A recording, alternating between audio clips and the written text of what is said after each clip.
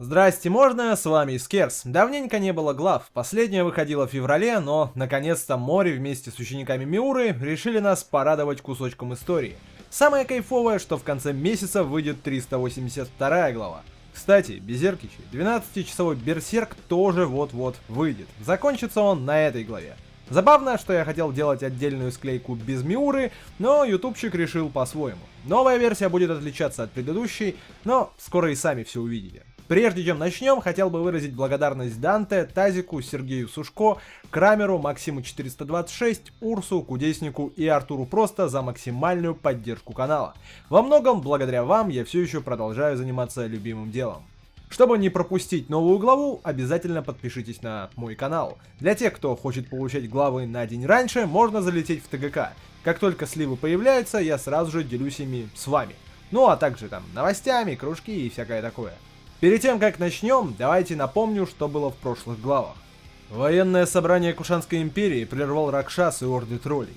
Сам апостол не до конца понял, как он здесь оказался.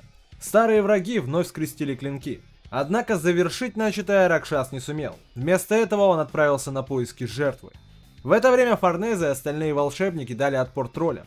Сами Кушаны поначалу были на панике, но затем пришли в себя и присоединились к защитникам города. Общими усилиями им удалось отстоять свой дом. Меж тем Ракшас нашел Гатса. Мечник, увидев его, даже не попытался сопротивляться, смиренно принимая свою участь. Но ассасину помешал Силат, который после убийства Тени был крайне недоволен Гатсом. Почему он сдался? Пока происходили эти события, Ширки продолжала путешествовать по астральному миру, и ей удалось отыскать Фальконию. Ну а теперь мы наконец-то начинаем. Заклинание Форнезе сработало. Местные, кажется, в ужасе от увиденного. Серпика в восторге. Навыки леди Форнезе заметно выросли. Силат не разделяет их радости. Это еще далеко не конец. Кушанская империя была не готова к встрече с демонами. Их славная армия рассыпалась как домино, а генералы пали так и не дав достойного отпора. В это время турецкий Джабахат потягивает кальянчик, пока Дайба что-то шепчет ему на тарабарском.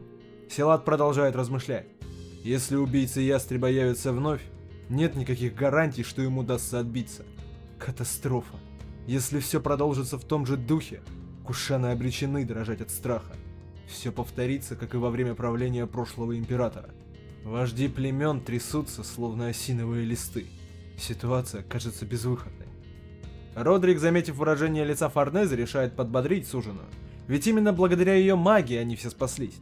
Ему сложно подобрать слова, чтобы выразить свою признательность. Она должна гордиться собой. Троица услышала нечто странное. Поглядев вперед, они увидели людей. Что они делают? Читают заклинания?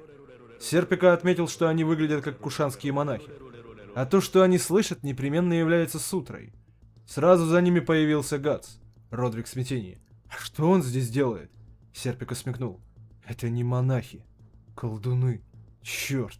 Они и сами не успели понять, как попались в цепкие лапы этого старого хитрого лиса. Как они только посмели тревожить Гатса. Родрик хочет вмешаться, но его останавливает Силат. Это верховные жрецы. Даже членам королевской семьи запрещено приближаться к ним. Не следует забывать и то, что они находятся в присутствии великого императора. Не стоит выкидывать здесь подобные фокусы. Родрику приходится стерпеть. Бедный Гатс. Они, видимо, опоили его чем-то. Или заколдовали. Форнезе взглянула на мечника. И, судя по фрейму, она попыталась набрать ему по астральному дискорду. Но блокировка, видимо, коснулась не только РФ. Гатс окружен верховными жрецами. Неизвестно, что они хотят с ним сделать. Внезапно в здание врывается Исидора. Старому монстру стоит попридержать коней. Дайба удивился. Мальчишка в курсе, где находится? Император не понимает, на что надеется этот дуралей.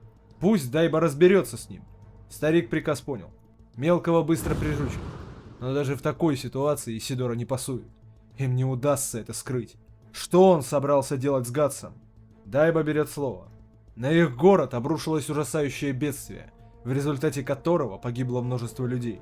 По этому случаю Дайба решил возглавить монахов и устроить обряд, дабы почтить память усопших. Быть может, подобная церемония кажется эгоистичной, но это важно. Император не против, он ведь не бессердечный. Пусть кремирует погибших. Но кто этот Одноглазый? Он ведь не монах. Разумеется, нет. Он грешник, отягощенный кармой. В своем нынешнем состоянии он потерян, дрейфует. Местные вожди начинают бурно обсуждать происходящее. Нет никаких сомнений. Небесный генерал лучше всех понимает, что происходит. Но не лучше бы было избавиться от этого грешника. Пусть делает с ним все, что душе угодно. Сажает в тюрьму, режет, варит, заставляет смотреть ВК-видео. Дайба проясняет сей момент. Человек перед ними ответственен за произошедшую трагедию. Именно из-за него открылись врата в ад. Из-за него прибыли демоны. Реки крови были пролиты по его вине. Лица вождей в одночасье исказились от ужаса. Император требует пояснительную бригаду. Дайба просит их взглянуть на шею этого человека. Пусть посмотрят внимательнее. Перед ними носитель проклятого клейма. Он живое проклятие. Человек, отталкивающий жизнь и привлекающий тьму. Носитель самой зловещей отметки. Эти слова породили бурное обсуждение. Выходит, Ракшас появился из-за него? Дайба решает спросить. Обезглавить этого человека задача вполне решаемая. Но есть нюанс. Даже он, умудренный опытом в темных искусствах, не может предвидеть, чем обернется такая процедура. Так что же ему делать с ним? Испуганный император прокричал, чтобы он избавился от него. Пусть его закуют в цепи и бросят где-нибудь на краю света. Остальные согласны с императором. Пусть несет свое проклятие подальше от их земель. Дайба выполнит поручение. Мечника уводят. Его товарищи не могут ничем помочь. Силат задумался. Клеймо. Это метка, мать проклятий, призывающая демонов. Если это так, Гадс более не является ценным активом в военных действиях. Однако... Он вспомнил рукотворный бихелит Ганишки. Решено. Они последуют за Гадсом и Дайбой, куда бы ни привел этот путь. Переносимся в покои Ширки. Девушка все еще не очнулась.